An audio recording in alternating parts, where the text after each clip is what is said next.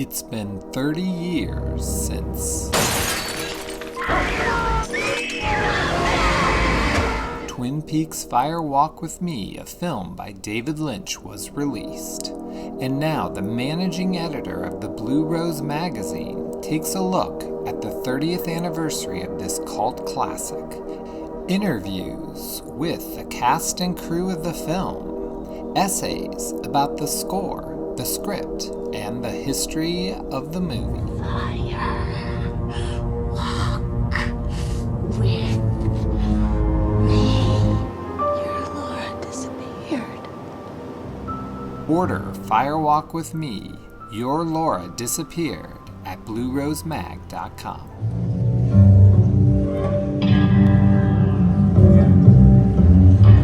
Hello, everyone.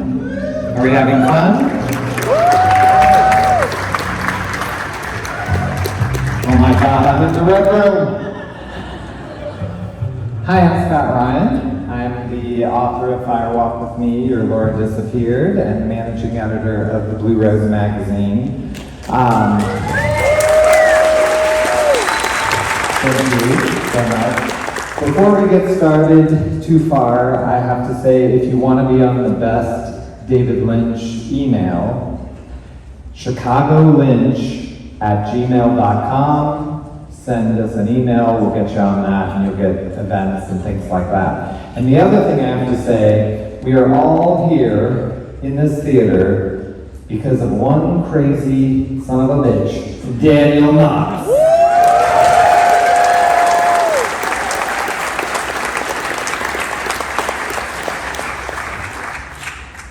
On August 28, 1992, in my small little town of Massillon, Ohio,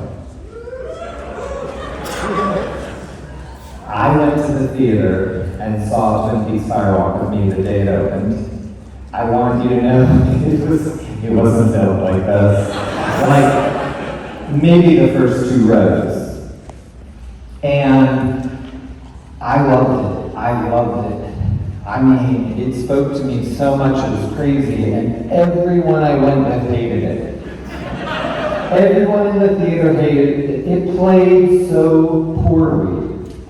And we all went out in the lobby, and everyone was like, oh, it was horrible, like not enough Cooper, it didn't have this, it didn't have that, and I didn't say anything because I thought there was something wrong with me. And so if I could indulge myself, I want to say what I wish I would have said that night. Do you mind? I fucking love Fire Walk with Me.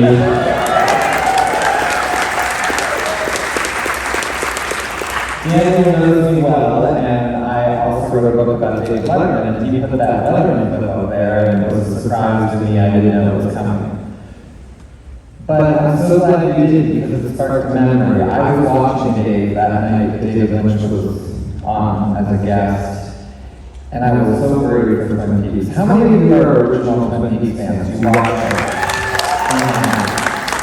You guys remember the pain? I mean, just the honest to goodness pain that all you new people who streamed it in 2 days on Netflix. You don't understand what we went through thinking that something we loved was gone. And especially these people who watched it right before the return came back, like, I don't like those people. I always say, you watch Twin Peaks, then you wait 25 years, subscribe to Showtime, or steal a password like that guy did. But it was just a different time for us. And that was one of the things that I do in my book, is that I wanted to reclaim the history of what it was like, because people hated Fire Walk with Me. I mean, David Lynch was done for. Like, they just turned on him. And I also saw a clip that Daniel had that I had never seen before, where Kyle's talking about how he thought it was too violent, and it wasn't Twin Peaks to him. And of course, we love Kyle, and I'm sure he's revisited that thought, and he wishes he wouldn't say that. But the thing about Fire Walk with Me is that it's not fun, and it's a really hard subject. If you're uncomfortable with the violence in Fire Walk with Me, good. Because if you're not uncomfortable, yeah, there's something wrong with you. I mean, it's a horrifying story. And as someone who was sitting in that theater, not with all you, I saw something in Cheryl Lee that changed me. I never went through what Laura Palmer went through, and I know many people use Laura Palmer to get over that. That wasn't my experience, but I wasn't who I wanted to be then. I wasn't living the life I wanted to be, and to me that's what Laura Palmer is about. I think you can find Laura to be a hero in many ways, but it was also Cheryl Lee that moved me. I believe that in this film we have the greatest female performance ever captured on film. And 3 people agree with me. And it was so fun in this book to say that to the people who worked on the film. Mary Sweeney, who edited the film, wouldn't back that up. She thinks it's great, but she's probably more level-headed. And they said, there's an awful lot of people who have been in movies. I don't know who the best one is. I said, that's okay, I do. Sheryl Lee and Fire Walk with Me. But what I got from every single person that I talked to is they were all worried about Cheryl Lee. And the last chapter of the book is an interview with Sheryl. And she won't really talk about making the movie. She will a little bit, but there are certain things that I believe she gave something of herself as a very young actress for all of you to experience, and that's what this 2 hours and 15 minutes are going to be, is a young actress honestly going through something horrifying and letting it be captured on film. I want to read you something from my interview with Ron Garcia. Ron Garcia is the DP, the director of photography, and this guy is incredible. He's like 80 years old, and he's told me, I'm not going to remember anything. And wait till you hear this. He remembers these details that made no sense to me, but I didn't edit them out because there might be some young DP out there that is going to want to know what these things mean, but the sentiment is what matters. I asked him about why this movie matters in 35 millimeter.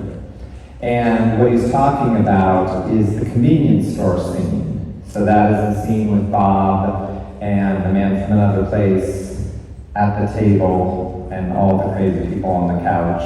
If you haven't seen this movie yet, you're in for something. But I asked him about the lighting, and he gives this answer, and I wanted you guys to hear this before you get to watch this in 35 millimeter. It was hard to set up all the lights in that set. I spent 2 hours lighting it, which was the longest it took on the film, and then we shot it all in one take. I was running all those flashes and lights at 3000 ASA. I don't think too many people pushed it that much. It allowed me to shoot film cameras that can blank out when you use a strobe. But in tracks, I used an electronic box between the strobes and the film camera, and I synced up the shutters with the strobe so that it was strobing while the shutter was open. What that did was give me control where I could not have the flash. I didn't want it to look like the pink room. It gave me a huge range to make it feel different. It went by the wayside when it got transferred to digital, but you can feel it in a projection in a darkened theater on 35 millimeter. And that's what you guys are going to get to see and feel.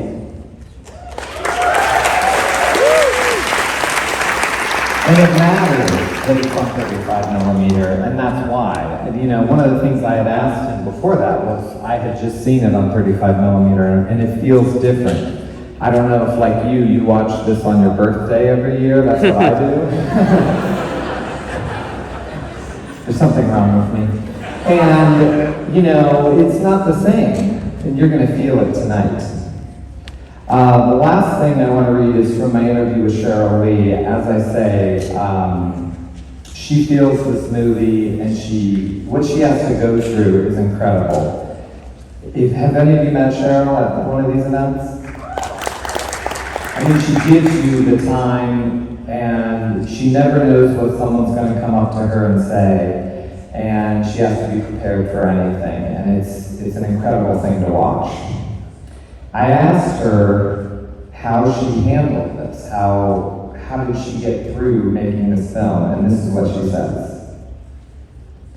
I didn't have any other reference. That was my first feature film. I had no reference to whether it was a lot. It felt intense. The blessing of that schedule for me was that once I was in Laura's world, that was it. I was in it for that time. There wasn't, I'm in Laura's world, and now I'm back to Cheryl's world for 2 weeks. I was in it. So that character, for that time, in that world, served the telling of that story. And that's the story you're going to watch now. Thank you.